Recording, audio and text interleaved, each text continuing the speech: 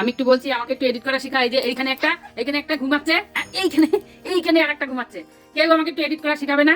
নে, কতদিন ধরে বলছি আমার একটা বড় ঘড়ি এনে দাও, বড় ঘড়ি এনে দাও। এই যে একটা অনেক বড় ঘড়ি এনে দিয়েছে। এই যে আমার মেমের খেলার সাথী, বুড়ো হয়ে গেছে, তবুও কলেজ টলেজ ওর কমপ্লিট হয়ে গেছে, তাও দেখুন এই যে এই নিয়ে সারাদিন শুয়ে থাকে। ওকে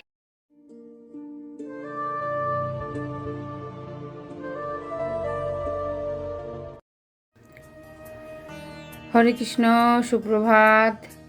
আশা করি আপনারা সকলেই ভালো আছেন। লাইফ অ্যারাউন্ড কৃষ্ণা আর একটি ব্লগে সকলকে স্বাগত। আজ বুধবার, আমার ভগবানকে সবুজ ড্রেস পরিয়েছি, যে কত সুন্দর লাগছে।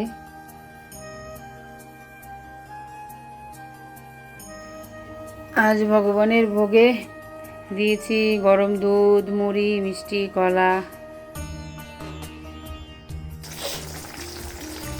হরে কৃষ্ণ। এখন আমি রান্নাঘরে রান্না করা শুরু করেছি, কিন্তু আমার একটু আজকে আসতে দেরি হয়েছে। এখানে আমার শুক্তোটা প্রায় হয়ে এসছে, এখানে বেগুন ভাজা হচ্ছে, আর এখানে একটুখানি শুক্তোর থেকে ঝোল তুলে নিয়ে আমুল গুলে নিলাম।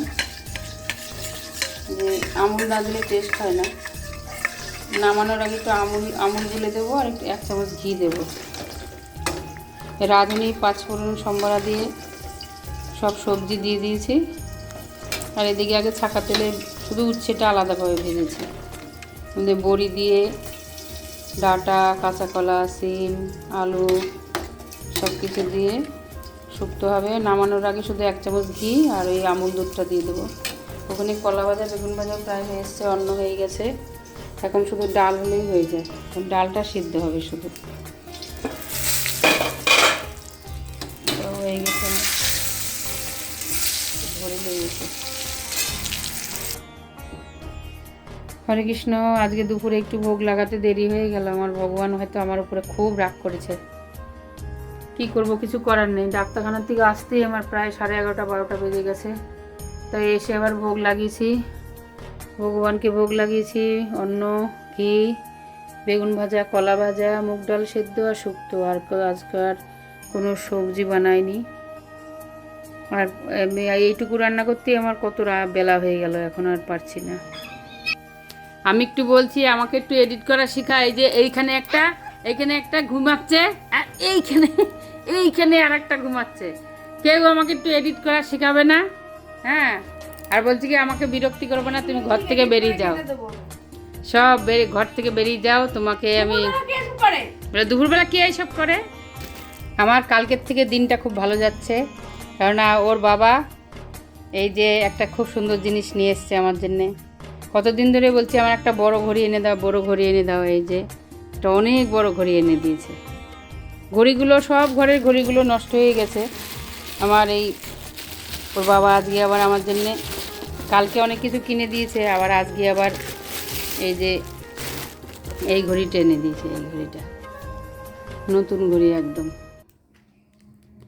আর রেডিয়েন্ট, মানে রাত্রেবেলাও জ্বলবে। এই যে এগুলো কী বলে, কি মানে এগুলোকে কী বলে, রেডিয়েন্ট নাকি রেডিয়াম? না আমিও জানি না, মুখ্য মানুষ। হ্যাঁ, এই রেডিয়ামগুলো এই রাত্রেবেলা জ্বলবে। এই অন্ধকার থাকতেও এগুলো দেখা যাবে। হ্যাঁ, আমি তো এমনি চোখে কম দেখি, তাই ওর বাবা আমার জন্য এনেছে। মেয়ে বলছে আমি নাকি রাতকানা, তুমি চোখে দেখো না। হ্যাঁ, রাতে তো গাড়ি চালাতেই পারি না।